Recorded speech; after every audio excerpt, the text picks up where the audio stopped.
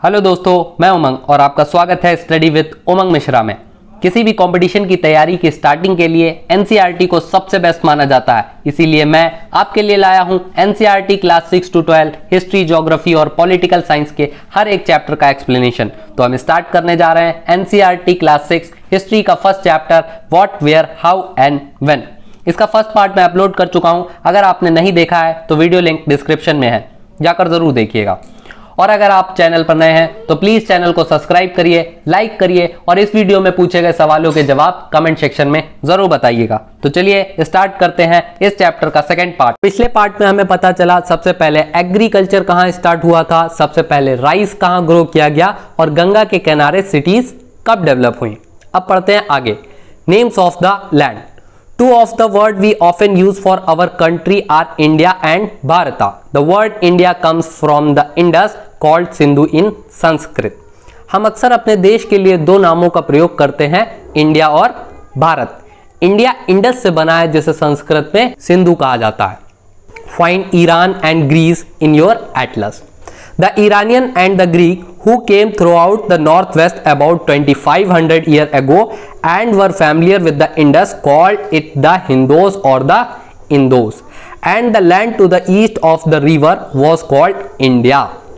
लगभग 2500 साल पहले नॉर्थ वेस्ट यानी पाकिस्तान की साइड से आने वाले ईरानियन और ग्रीक्स सिंधु नदी को इंदोस या इंडोस कहा करते थे और इसके दूसरी तरफ के एरिया यानी ईस्ट के एरिया को इंडिया कहते थे। तो यहां से हमारे देश का नाम इंडिया पड़ा।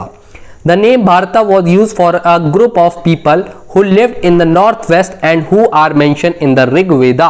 The earliest composition in Sanskrit dated to about 3500 year ago. Later it was use for the country.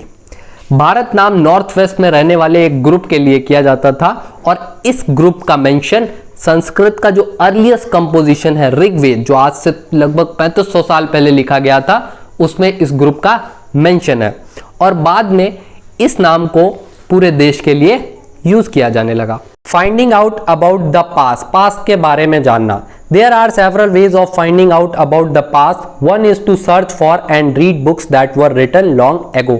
Past के बारे में हम कई तरीकों से जान सकते हैं, जिनमें से एक तरीका है पास्ट में लिखी गई किताबों को ढूंढना और पढ़ना। These are called manuscript because they were written by hands. इनको मैन्यूस्क्रिप्ट यानी हस्तलिपि या पांडुलिपि कहा जाता था क्योंकि ये हाथ से लिखी हुई होती थी। These were usually written on a palm leaf or on the specially prepared bark of a tree known as beech which grown in the Himalayas. सामान्यतः ये ताड़ के पत्तों पर या हिमालय में ग्रो होने वाले ब्रिच नाम के पेड़ की छाल के ऊपर लिखी हुई होती थी। यहाँ पर एक फोटो दिया गया है जो पाम लीफ से बनी एक मैन्यूस्क्रिप्ट का पेज है। Over the year, many manuscripts were eaten away by insects. Some were destroyed, but many have survived, often preserved in temple and monasteries. इतने सालों में कई मैन्यूस्क्रिप्ट को कीड़ों ने खा लिया और कई डिस्ट्रॉय हो गई, लेकिन फिर भी ऐसी कई मैन्यूस्क्रिप्ट हैं जो अभी तक सरवाइव कर पाई। ये अक्सर मंदिरों या मठों में मिलती थीं। These books deal with all kinds of subjects, religious belief and practices, the life of kings, medicine and science. ये बुक्स कई विषयों पर हुआ करती थी, जैसे धार्मिक किताबें राजाओं के जीवन के ऊपर, मेडिसिन और साइंस के ऊपर हुआ करती थी। Besides, there were epic poem, plays. Many of these were written in Sanskrit, other were in Prakrit and Tamil. इसके अलावा एपिक जैसे महाभारत, पोयम, प्लेस भी हुआ करते थे। इनमें से कई संस्कृत में लिखी हुई होती थी, जबकि बाकी प्राकृत और तमिल भाषा में लिखी होती थी। प्राकृत सामान्य लोगों की भाषा को कहते हैं। We can also study inscription. These are writing on relatively hard surface such as stone or metal. हम शिलालेखों को भी पढ़ सकते थे, ये पत्थर या मेटल जैसी हार्ड सरफेस पर लिखे होते थे। यहां से एक क्वेश्चन जरूर बन सकता है कि मैन्यूस्क्रिप्ट और इंस्क्रिप्शंस में क्या डिफरेंस होता था। Sometime king got their order inscribed so that people could see, read and obey them.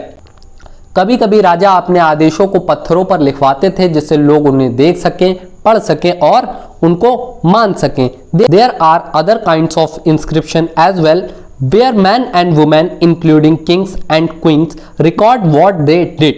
For example Kings often kept record of victory in battle.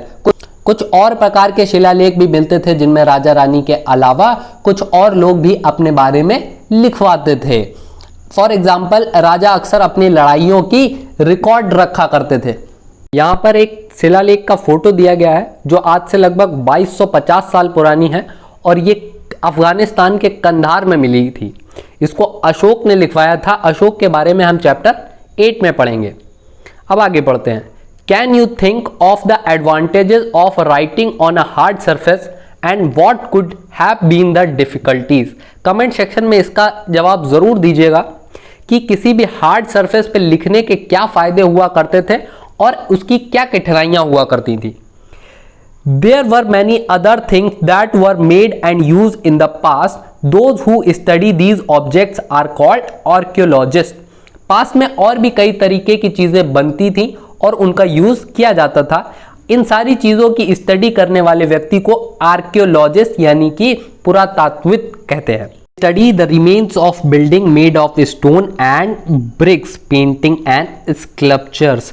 Archaeologist इमारतों के अवशेषों की, पेंटिंग्स की और मूर्तियों की स्टडी करते हैं। They also explore and educate to find tool, weapon, pot, pens, ornaments and coins. इसके अलावा ये बर्तनों, हथियारों, गहनों और सिक्कों को ढूंढने के लिए छानबीन और खुदाई करते हैं। Some of these objects may be made of stone, other of bones, baked, clay और मेटल। इनमें से कुछ ऑब्जेक्ट्स पत्थरों के जबकि बाकी हड्डियों के, बेक, क्ले के या मेटल्स के बने होते थे। Object that are made of hard impressible substance usually survive for a long time. जो ऑब्जेक्ट्स पत्थर या धातुओं के बने होते थे वो ज्यादा टाइम तक सर्वाइव कर पाते थे। Archaeologists also look for bones of animal, bird and fish to find what people ate in the past. Archaeologist जानवरों, चिड़ियों और मछलियों की हड्डियों को भी ढूंढते थे जिनसे उन्हें पता चल सके कि पास में लोग क्या खाते थे। Plant remains survive for more rarely if seeds of grain or pieces of wood have been burned. They survive in the churned form. Plant remains यानी वेजिटेबल बहुत कम ही सर्वाइव कर पाती थी। अगर चावल के दाने या लकड़ी के टुकड़े जल जाते थे तो वो जले हुए मिलते थे। Do you think cloth is found frequently by archaeologist? क्या आपको लगता है कि उनको कपड़े भी मिला करते थे? Historian that is scholar who study the past often use the word source to refer to the information found from manuscript, inscription and archaeology. Once source are found, learning about the past become an adventure. पांडुलिपि, शिलालेखों और archaeology से मिली जानकारी के लिए historian source शब्द का प्रयोग करते हैं। हिस्टोरियन उन्हें कहते हैं जो पास्ट की स्टडी करते हैं और एक बार सोर्स मिलने के बाद पास्ट के बारे में स्टडी करना बहुत ही ज़्यादा इंटरेस्टिंग हो जाता है क्योंकि इसके बाद हम पास्ट को रिकंस्ट्रक्ट कर सकते हैं, इमेजिन कर सकते हैं कि पहले लोग कैसे रहा करते थे। So historian and archaeologist are like detective who use all these sources like clue to find out about our past. So historian और आर्कियोलॉजिस्ट एक जासूस की तरह होते हैं जो सोर्सेज को एज अ क्लू यूज करते हैं पास्ट के बारे में पता लगाने के लिए। तो यहां पर एक क्वेश्चन और बन सकता है कि हिस्टोरियन और आर्कियोलॉजिस्ट में क्या डिफरेंस होता है। इसका जवाब भी आप कमेंट सेक्शन में जरूर बताइएगा। वन पास्ट और many. Did you notice the title of this book our past? क्या आपने इस बुक के टाइटल आवर पास्ट को ध्यान से देखा? We have used the word past in plural to draw attention to the fact that the past was different for different group of people. हमने ऐसा इसलिए किया क्योंकि अलग अलग लोगों का पास्ट अलग अलग होता था। For example the lives of herders और farmer were different from those of kings and queens. The lives of merchant were different from those of craft person and so on. जैसे कि एग्जाम्पल चरवाहों और किसानों का जीवन राजा और रानियों से अलग होता था। मर्चेंट्स यानी व्यापारियों का जीवन क्राफ्ट पर्सन से अलग हुआ करता था and so on. Also as it is true even today, और यह बात आज भी सच है। People follow different practices and custom in different parts of the country. अलग अलग पार्ट्स में कंट्री के अलग अलग तरीके की प्रैक्टिसेस फॉलो करी जाती हैं। Today most people living in Andaman island get their own food by fishing, hunting and collecting forest produce. Andaman और निकोबार आइलैंड में रहने वाले लोग आज भी फिशिंग करके, हंटिंग करके या फॉरेस्ट से, जंगलों से मिलने वाली चीज़ों के ऊपर निर्भर होते हैं। By contrast, most people living in the city depend on other for supply of food. इसके विपरीत शहरों में रहने वाले लोग अपने खाने के लिए दूसरों पर निर्भर रहते हैं। जैसे हम दूध वालों के ऊपर, सब्जी वालों के ऊपर, मीट वालों के ऊपर डिपेंड करते हैं। अगर ये शॉप बंद कर दें तो हमको खाना नहीं मिलेगा। Differences such as these existed in the past as well. इस तरीके के डिफरेंस पास्ट में भी एग्जिस्ट होते थे। Beside there is another kind of difference. इसके अलावा एक और तरीके का डिफरेंस भी हुआ करता था। We know a great deal about kings and the battles they fought. हम राजाओं के बारे में बहुत कुछ जानते हैं, उन्होंने जो जो लड़ाइयाँ लड़ी थी उसके बारे में हम जानते हैं। Because they kept record of their victories, क्योंकि वो अपनी विक्ट्रीज की रिकॉर्ड रखा करते थे। Generally ordinary people such as hunter, fishing for, gatherers, farmers और herders did not keep record of what they did. सामान्य लोग अपना रिकॉर्ड किसी भी तरीके का नहीं रखा करते थे। While archaeologists help us to find out about their lives, there is much that remain unknown. इसके बावजूद हम उनके बारे में बहुत कुछ जानते हैं जिसकी हेल्प से, लेकिन अभी भी बहुत सी ऐसी जानकारी है जो हमें नहीं पता है। What do date means? तारीखों का क्या मतलब होता है? If somebody asks you the date, you will probably mention the day, month and year 2000 and something. अगर कोई आपसे तारीख पूछता है तो आप बताओगे ये तारीख है, ये महीना है और 2000 समथिंग ईयर है। These years are counted from the date generally assigned to the birth of Jesus Christ, the founder of Christianity.